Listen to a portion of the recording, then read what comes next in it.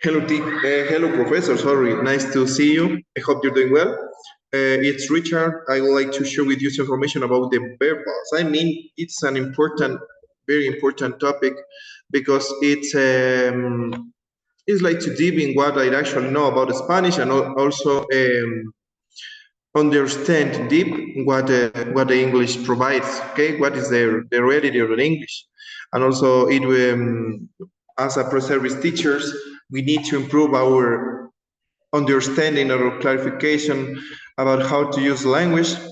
I, actually Spanish language, and how to shout it for the teenagers, okay, to avoid misunderstandings and also situations where they simply didn't catch what we said in our classes, and that's it, okay. I mean that it was a good version. It says Spanish versus English verbals usage, okay. What are verbals? Okay, I found a lot of information about verbals. It's a word of English. There's not similars in Spanish. Verbal, okay, it's a word, a verb that operates in the sentences using other functions.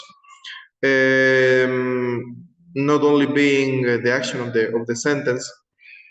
Okay, it's a multi-functions of the whatever verb, but we have some specifications to use this. Okay, actually we have in total 3 different specifications, we can say that, and it will be conscious among Spanish and English. Okay, infinitives, gerunds, and participative, sorry.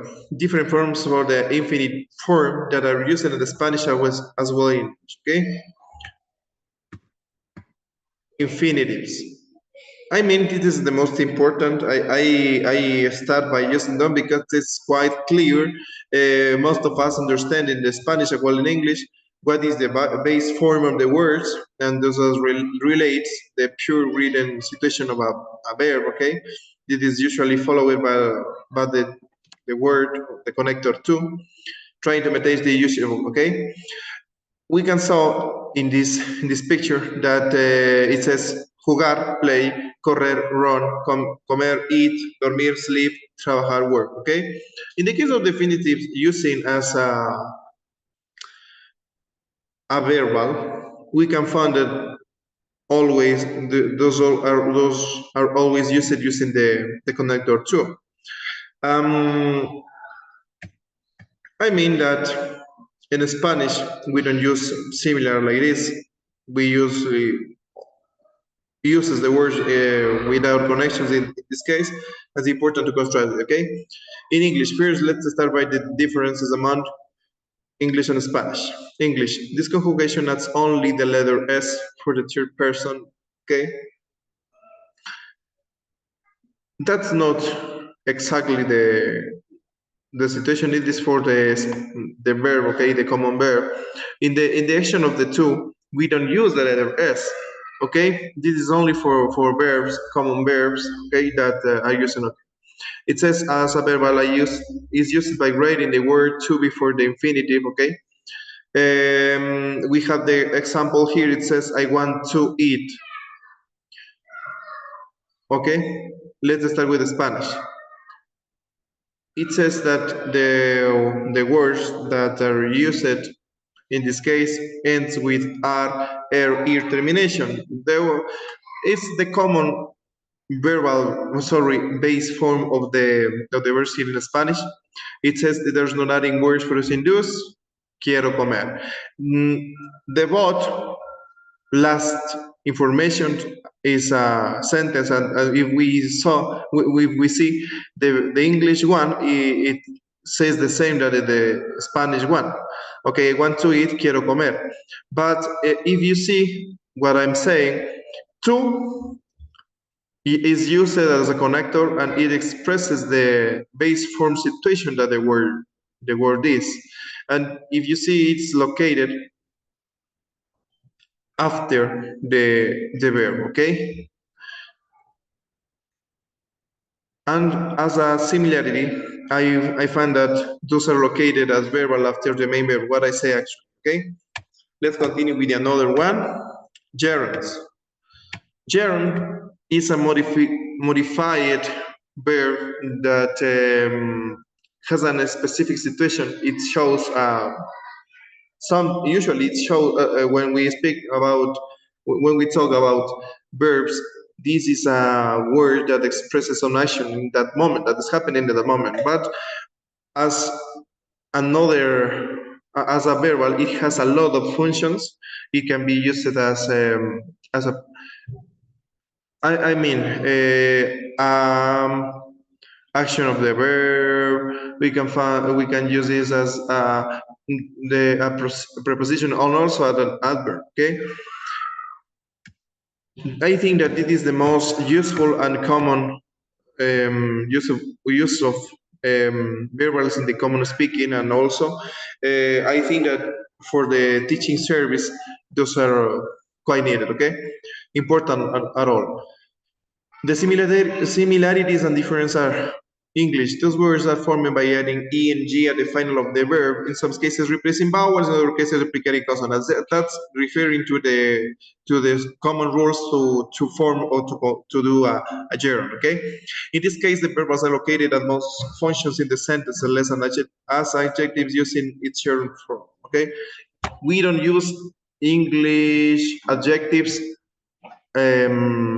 Actually, we have to try to understand that these gerunds are not used as adjectives because those changes what the main function does. Okay, if we use a gerund as adjectives, we are talking about participants. Okay, let's see the example. It says swimming is good for you. Then in Spanish, tomatoes have to change each time the verb depending on the person that appears. But for translation, this appears as a gerund in English. The translation of these words are treated as infinitive. Okay, this is quite weird because in English we saw, for example, swimming. If we translate it as an adjective in Spanish, it sounds nadando, but this is not correct. Swimming means in some cases nadar y nadando. If we locate this as a noun, we can and also in the different places or functions that we want to use this, each is translated in the same way. Swimming is translated as the base form of the Spanish in that word. It says swimming is good for you, and Spanish is nadar es bueno para ti, no nadando es bueno para ti. Okay, both language uses those express action as nouns. Okay, action as a nouns, and also it's expressed as verbs, and it can have a lot of functions in the structure. Okay, the participation in past uses includes in both sides the use of present simple word and other in past simple. For example, I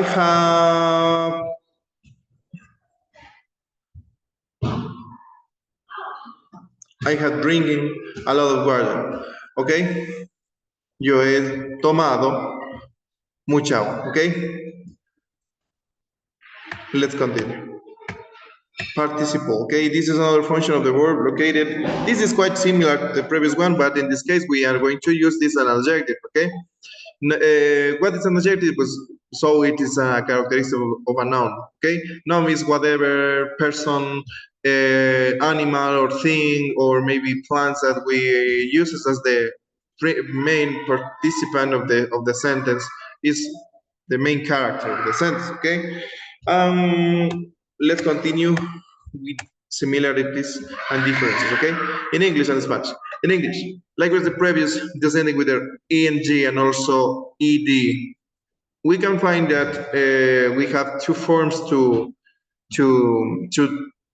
generate these words. Okay, eng is most related with present situation, and ed relates obviously to a past situation. Okay, what something feels or whatever characteristic that someone had in a specific moment in the past. Okay, This kind of verbs are only function as adjectives, okay?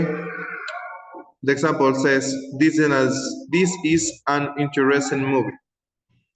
Let's continue with Spanish. This includes specific conjugation and determination that are defined by number and gender, as well present endo, ando, ante, ente, and in past termination ido, ida. Those differ sometimes in gender.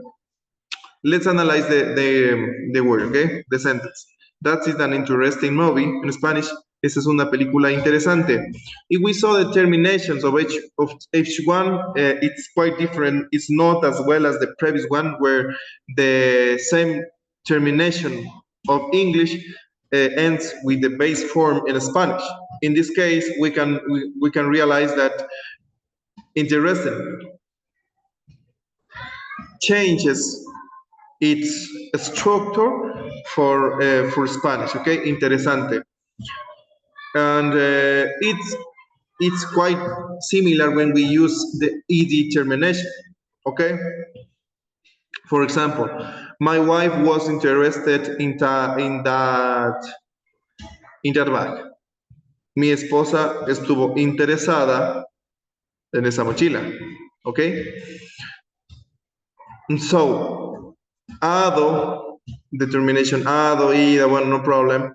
We can understand that we have to conjugate each time these adjectives when we are going to speak about this. I think that this is the most difficult of the previous one, because students have to understand the context and understand what how to change or how to be clear when we are going to translate it specifically to Spanish, because I know that this is quite difficult, okay? Both modified nouns and past form of the verbs include the participation of a verb in the present and other in the verb in past simple, okay? As I said, my wife is interested in that one. Mi esposa está interesada en esa mochila, okay? I think that as a final summary, I can say that the three versions of the three verbal types are identified by the number one, by using the base form, the number two, by using ing, but it is said in Spanish, or it sounds in Spanish as the base form, and the last one that changes completely in each time that we're going to trade or translate it to Spanish, okay? Base form, no problem. Change in English and base form in Spanish, ing or ed in English, and in Spanish we have to change it depending on the context, okay? That was a really delighting for me to investigate about it, because I would like to improve what I'm actually doing and understanding deep what the English is for me, and how to teach it to the students, okay? Thank you very much, dear professor. I hope you were doing well, and bye-bye.